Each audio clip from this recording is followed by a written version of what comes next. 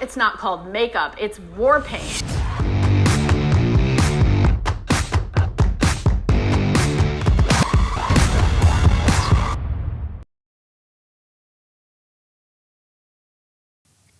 Hello, I am Dominic here.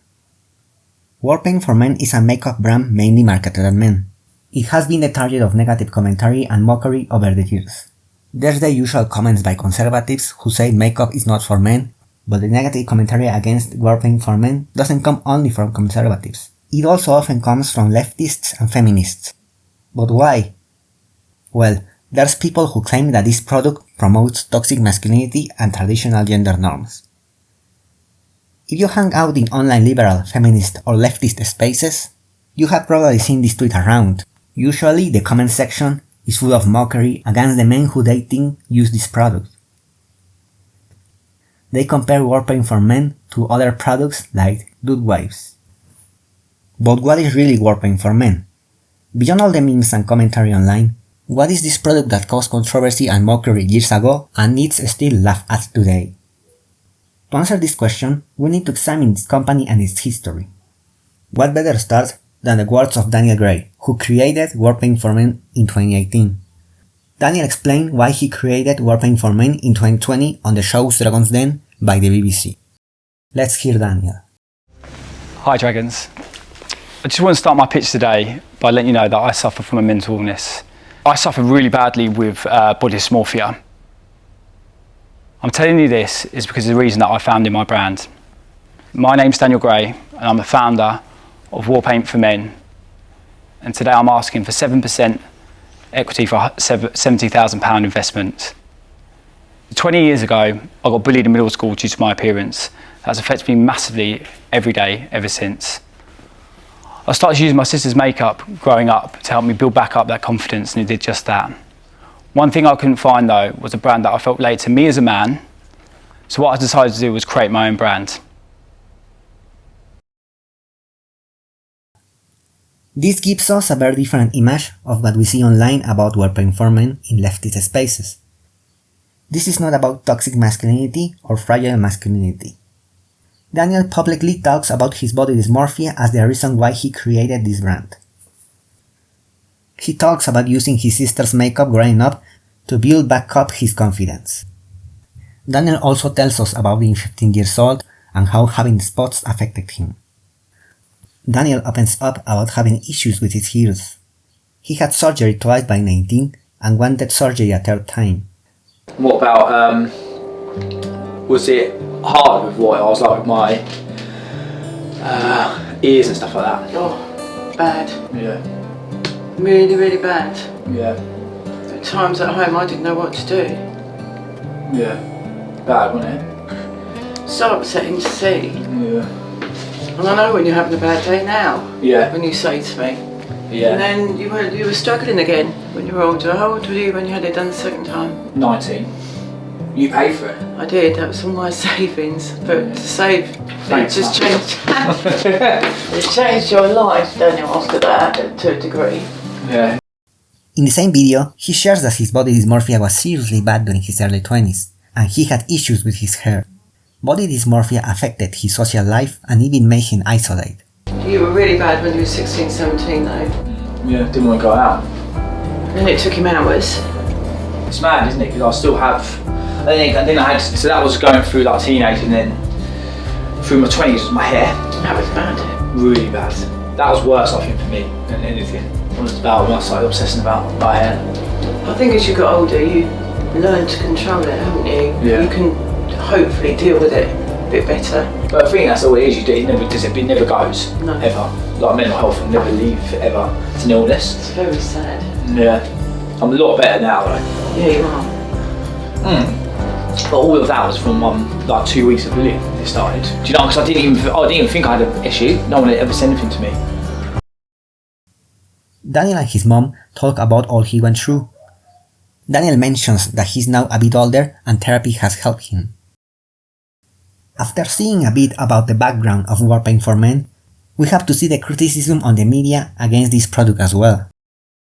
On May 8, 2019, War Paint for Men became the center of jokes and criticism online due to an ad featuring a tattooed white cis man.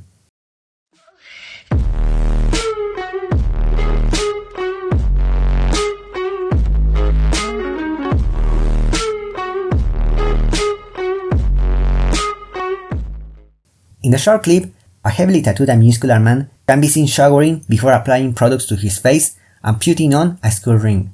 This ad started maybe the biggest wave of criticism and mockery. Vox.com published an article titled "A brand called Warpaint is using toxic masculinity to sell makeup to men." The author says, "The comments and retweets have been pretty universal in their mocking tone, mostly calling the brand out for its propagation of toxic masculinity, a theme this week in branding. She talks about other brands for men already existing. At some point, she hints at the reason of men not feeling safe buying makeup being socially complex, even when she limits this to the average cishet man. She says, but the average cisgender heterosexual man still does not feel comfortable buying makeup, for a host of complicated reasons. Warpaint attempts to offer a solution, but its methods are questionable at best. Even when she limits this to only cisgender heterosexual men, she seems to understand that makeup and men is a social issue, not a personal issue. There's some rightful criticism of the lack of diversity in Warpaint for Men's webpage, and the minor differences between cis men and cis women's skins. But then, the criticism is not so good. Beach Media co-founder Andy Sisler responded on Twitter, "Our aim is to allow makeup to be gender neutral, which is why we use a potent mix of cultural appropriation and militarization to brand our product as expressly for men's tough skin. Needless to say, using war imagery and tiptoeing into cultural appropriation of indigenous peoples to sell powder is going to get you some negative attention." The term war paint is commonly used for makeup, but the criticism aims to portray the name as negative and claims it's cultural appropriation. Then she adds another quote, "Picardy had stronger feelings. When I look at the packaging, it speaks of all the ills of toxic masculinity," he says. "All of it is catered to the fragility and sensitivity of the male ego, because God forbid you have a tube of black NARS concealer in your dupe kit. It speaks to how little men have evolved." Here Picardy uses the vaguely defined toxic masculinity, mocks men's fragility, and says men have barely evolved. He turns a systemic issue of misandry of people of any gender enforcing gender norms on men into a personal flaw that should be mocked. Comments like this show precisely the problem in thinking like Picardy. Society punishes people who go outside gender norms. Some people don't care and still do it.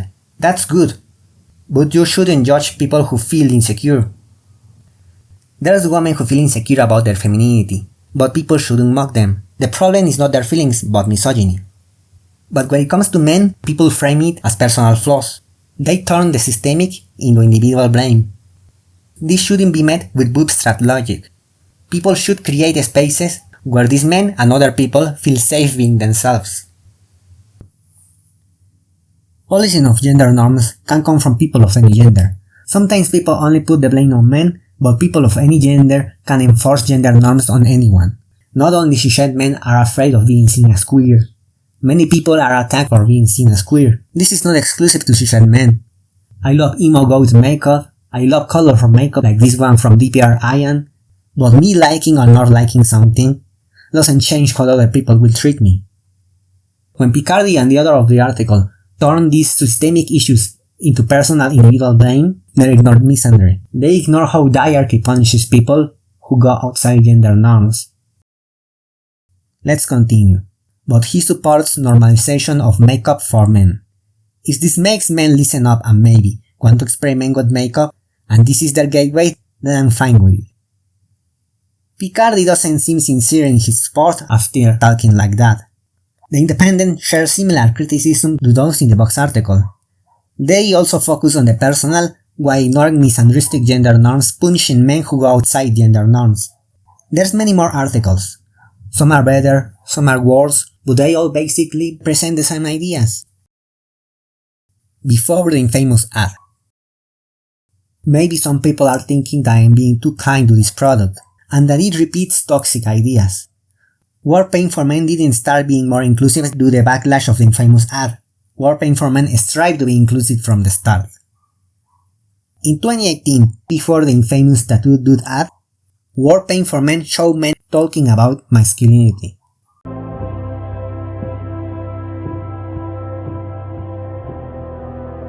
Yeah, and I think our like more traditional definitions of it is like, if you're soft, you're weak. Like, you can't handle tough situations if you're soft.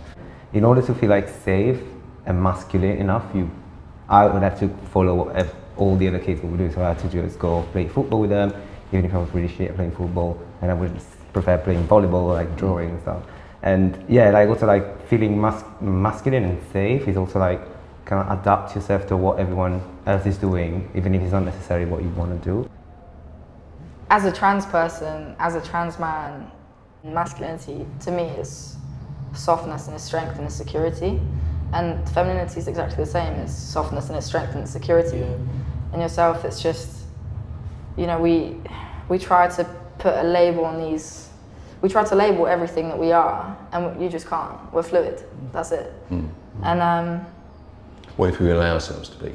yeah, I guess that's the thing, isn't it? You know, is not to resist it. And that's the hard point. Yeah.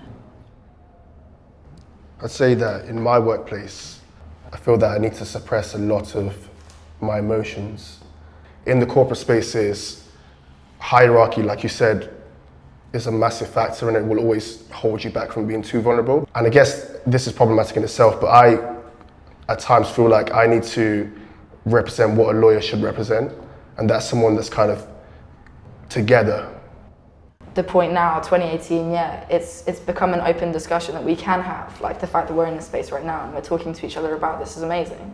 And it shows that we've developed so much as a society in the fact that people are even opening up discussions about this, to be able to like film it and to talk to each other. But I think these feelings have always been around. It's just openness. It's people talking about it and addressing it that matters. Absolutely. And I don't think people have addressed it as much as they should.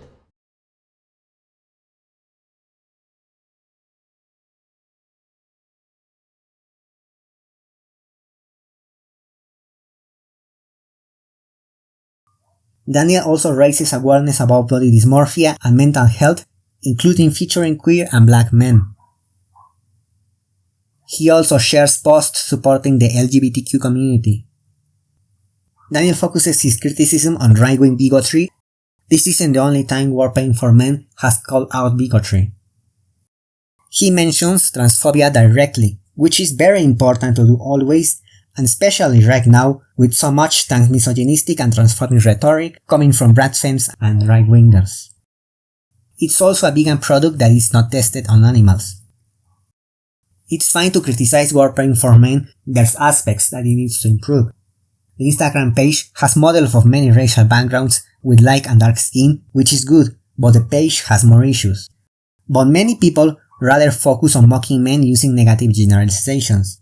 Instead of supporting men to feel more safe using makeup, they mock men's insecurities and see them as personal moral flaws like conservatives do. They should fight misandry in all society and people of any gender punishing men for breaking gender norms. Daniel is what many people claim a good cis man should be. He goes to therapy, he supports the LGBT community, the Instagram page shows a more diverse image with people of different racial backgrounds and skin tones. He calls out right-wing bigotry on Instagram, yet he's mocked and accused of being toxic. There's always points to improve as a person and as a brand, of course, but many people don't bother to do more research. Masculinity is so fragile. The trans woman author Jennifer Coates wrote this in I am a trans woman, I am in the closet, I am not coming out. Have you noticed when a product is marketed in an unnecessary gender way that the blame shifts depending on the gender? That a pink pen made for women is, and this is of course true, the work of idiotic cynical marketing people trying to insultingly pander to what they imagine women want, but when they make yogurt for men, it is suddenly about how hilarious and fragile masculinity is, how men can eat yogurt unless their poor whittled brains can be sure it doesn't make them gay. Masculinity is so fragile, is aimed with smoke malice at men, not marketers. Of course, this exact idea doesn't apply to War Paint for Men, as it was made with positive intentions, but the reaction of mocking fragility and feelings is the same. It's common to see comments calling men gay for allegedly being afraid using makeup. They're the ones enforcing andromophobic standards. Even the Dragons had a more open mind about this issue than many leftists have. Right-wing bigotry is not very different from leftist and feminist bigotry. It's part of the same system.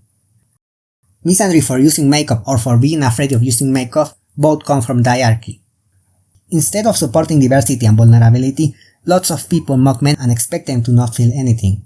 It's still misandry and forcing traditional gender norms when you mock the insecurity of men living under diarchy, the system of gender oppression that we live under and that oppresses people of all genders. Even some men who want to wear colorful makeup can do it because of the attacks from other people. What people need is not more mockery. They need support, kindness, help. If you can't give that, you can just not say anything. I remember this from Warpaint or Story. All we wanna do is give men a choice. So I'm 15 years old and I start getting spots like most young men do, but it really affected me.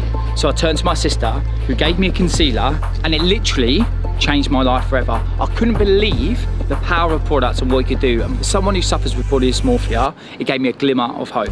And all we want to do is give men a choice.